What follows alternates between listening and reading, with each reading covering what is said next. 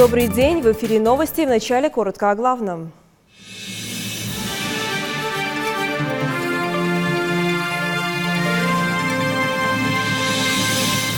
В Магасе прошло заседание антитеррористической комиссии Ингушетии. Говорили о принимаемых мерах, направленных на предотвращение угроз совершения террористических актов в преддверии праздников.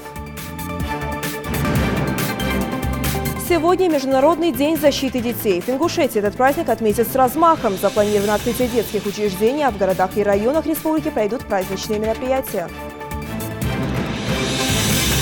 О противопаводковых мероприятиях, проведении ЕГЭ и предстоящем визите в республику делегации Совета при президенте России говорили на совещании под председательством Юнусбека Евкурова. В Магасе прошло заседание антитеррористической комиссии Ингушетии под председательством главы Республики Ингушетия. На повестку дня был вынесен вопрос о принимаемых мерах, направленных на предотвращение угроз совершения террористических актов и недопущение протестов в период подготовки и проведения выборов депутатов Госдумы Федерального собрания России, Дня образования Республики Ингушетия, Дня России, Дня знаний и Фестиваля культуры и спорта народов Кавказа. В начале встречи глава республики отметил слаженную работу сотрудников правоохранительных органов и поддержку общественности в период майских праздников. Он особо подчеркнул, что нужно сохранять бдительность не только структурам, ответственным за антитеррористическую безопасность городов и районов, но и обычным гражданам. Общество, поддержки общественности, это тоже надо признавать.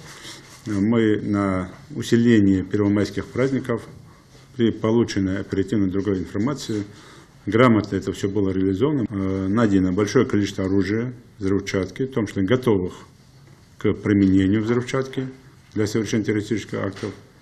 Это все уже видно, это уже там оперативный штаб показал, рассказал, в пресс-релизе это все есть. Схроны, омудревание, экипировка.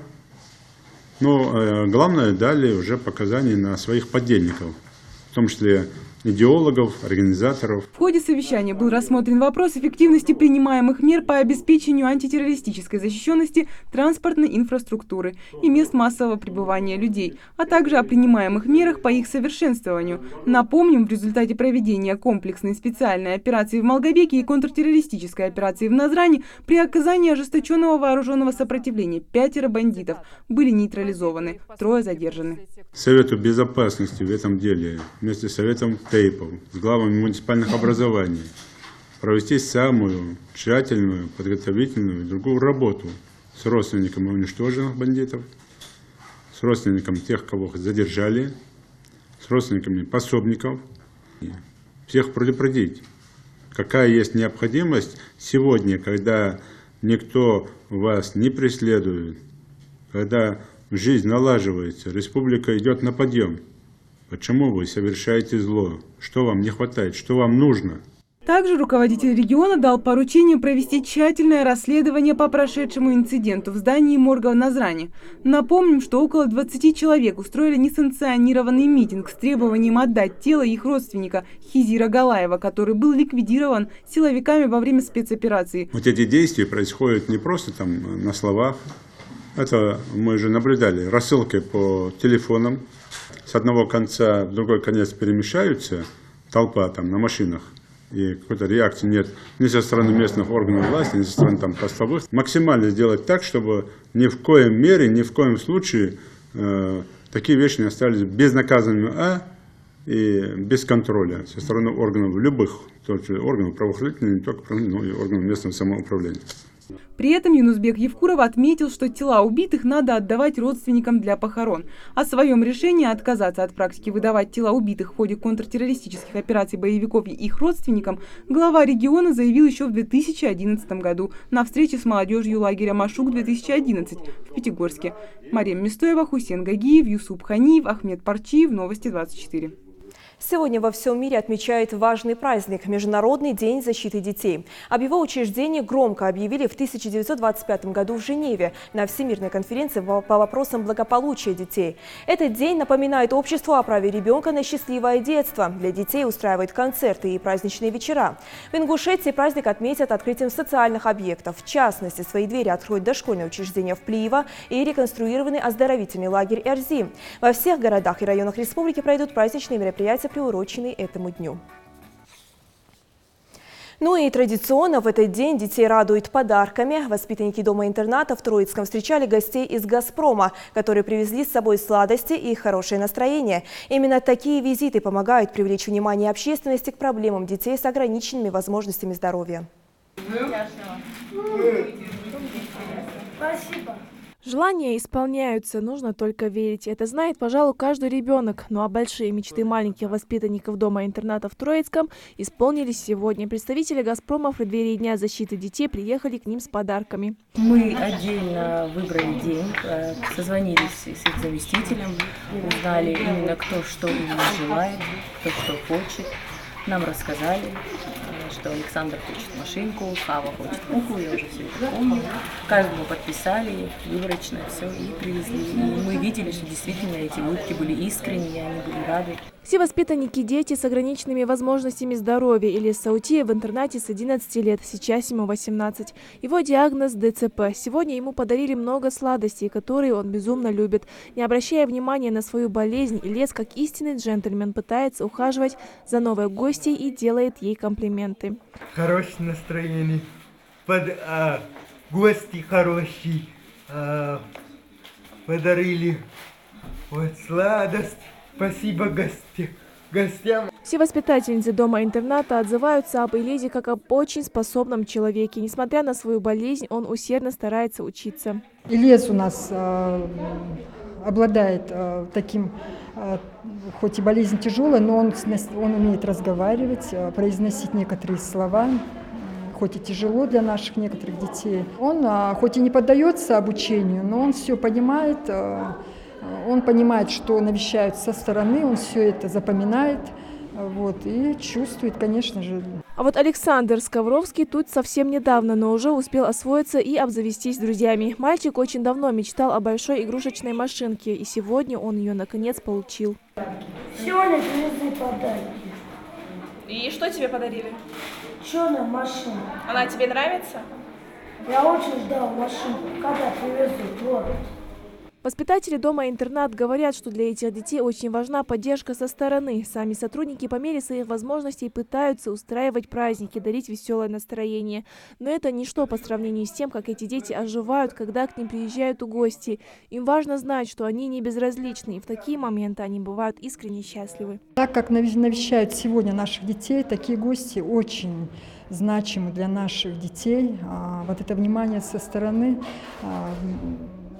Эти дети замечают вот это внимание, вот это вот тепло со стороны, и для них это важно. В интернате на сегодня более 20 детей. Воспитатели уже научились находить подход к каждому из своих подчиненных. Зря времени здесь никто не теряет. Когда одних учат разговаривать, другие же учатся читать и писать. К нам, когда определяют ребенка, этот ребенок даже не может ручку, не то что ручку, ложку в руках держать, ручку держать. Со временем это все налаживается, они всему этому учатся, и воспитание хорошее этим детям дается, умеют здороваться, прощаться с людьми, умеют встречать людей. К сожалению, не все дети живут беззаботной жизнью. Для многих из них счастье – это когда просто не нужно пить горьких лекарств и делать уколы. Идира Манкива, Рамзан Миржоев, Новости 24. Праздничную эстафету поддержали и сотрудники Министерства труда, занятости и соцразвития. С подарками они посетили 20 семей. Игрушки и сладости больным детям – это лишь приложение к психологической поддержке, которая зачастую им очень необходима. Тамерлан Хамхоев подробнее. Девочкам плюшевые игрушки, мальчикам машинки с дистанционным управлением, а еще каждому ребенку по пакету сладостей, так что все дети останутся довольны. Первой в списке сотрудников Министерства труда стоит семья Местоевых. Несмотря на то, что таких игрушек у маленькой Хавы очень много, она рада каждому новому плюшевому другу. Но вот от конфет девочка отказалась, объяснив прямо как взрослый человек, что сладкое плохо влияет на зубы. Не люблю конфет, одних зубы. Врачи рекомендуют маленькому Амиру, у которого обнаружили опухоль, меньше ходить. Но несмотря на это, он вышел поздороваться к гостям. Сотрудники министерства подарили Амиру в честь Дня защиты детей машинку на пульте управления и пакет сладостей. Тетя мальчика признается, что благодаря таким визитам удается поддерживать Амира в хорошем настроении. В противостоянии с его болезнью это очень важный момент. Благодаря вам, они даже приятно смотреть на все это. Ну а следующая семья Ислама Бекова. Мальчик очень обрадовался подаркам и рассказал, что и кому он раздаст из сладостей. Еще в младенческом возрасте из-за травмы головы у Ислама развилась опухоль. Мальчика возили на лечение в Ставрополь, и сейчас ему предстоит дорогостоящая операция, потянуть которую своими силами семья не в состоянии. Мама Ислама говорит, что хочет повезти сына в Санкт-Петербург, так как там шансы вылечить его значительно выше.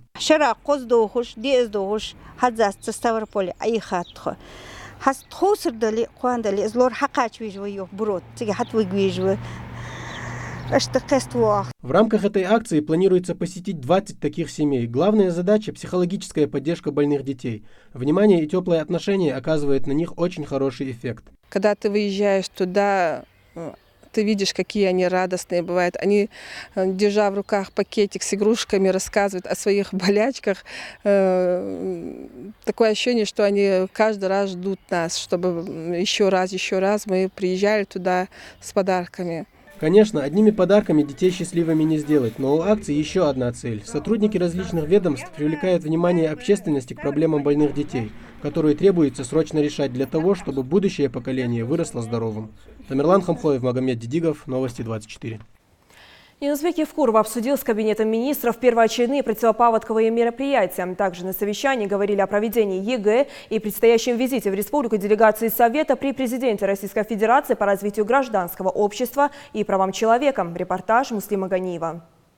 Ливневые дожди на территории республики шли несколько дней. В результате есть подтопленные дома и размытые дороги. Так большого ущерба в республике стихия не нанесла. Нет необходимости объявлять ЧС. Тем не менее, на ликвидацию последствий паводка уже сейчас сосредоточена специальная техника. За каждым участком закреплены ответственные лица и составляются соответствующие акты.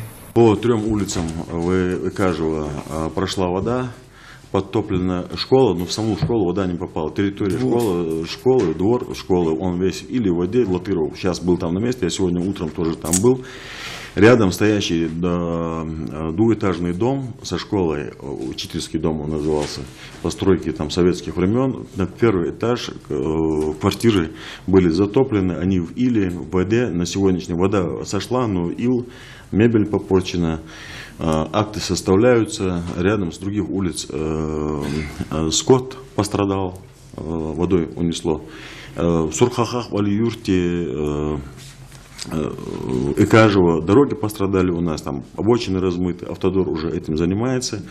Глава республики отметил, что рабочей группе необходимо проинспектировать все разрушенные дороги. Также муниципалитеты должны проверить все свои территории и составить карту с обозначением особо опасных участков. Изучение карты и анализ причин затопления, считает Юнусбек Евкуров, должны помочь органам исполнительной власти оперативно реагировать в случае ЧС и, возможно, вовсе исключить эти проблемы. Паспорта всех населенных пунктов главы администрации должны подготовить в кратчайшие сроки. До конца месяца просто по каждому селу, по каждой точке подтопления, в том числе, я говорю, там, в каждом городе после дождя образовываются ямы там, или там место скопления воды.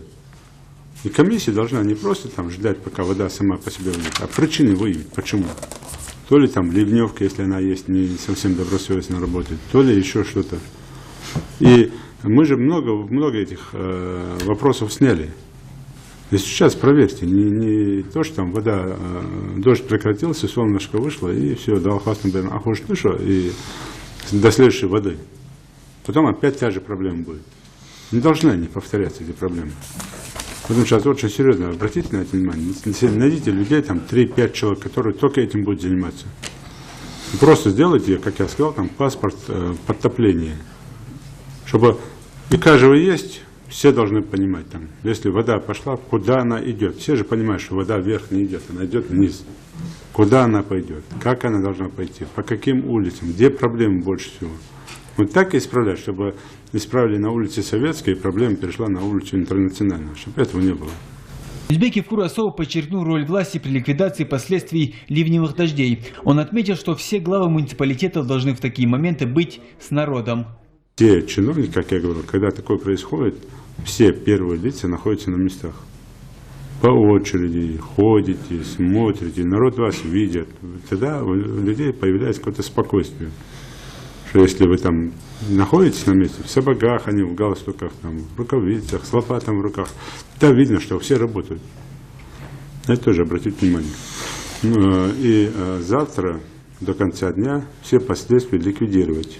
В части, касающейся, я говорю, наведения порядка, чистоты и порядка везде.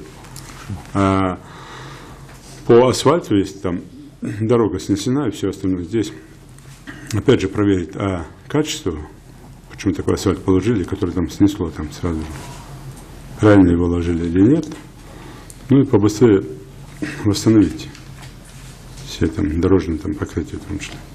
Обращаю на это внимание. Проведение единого госэкзамена в республике также стало темой обсуждения на совещании у главы республики. Так, в эту экзаменационную кампанию вошли около 3000 школьников. Впервые организованный отдельный пункт проверки заданий, работа конфликтной комиссии и рассмотрение апелляций. Помимо этого, как и в прошлые годы, работает ситуационный центр, на базе которого ежедневно в онлайн-режиме работают общественные наблюдатели и специалисты отдела контроля и надзора. Муслим Ганиев, Ахмед Парчиев, Юсуп Ханиев. Новости 24. Это были все новости к этому часу. Увидимся в 16:00.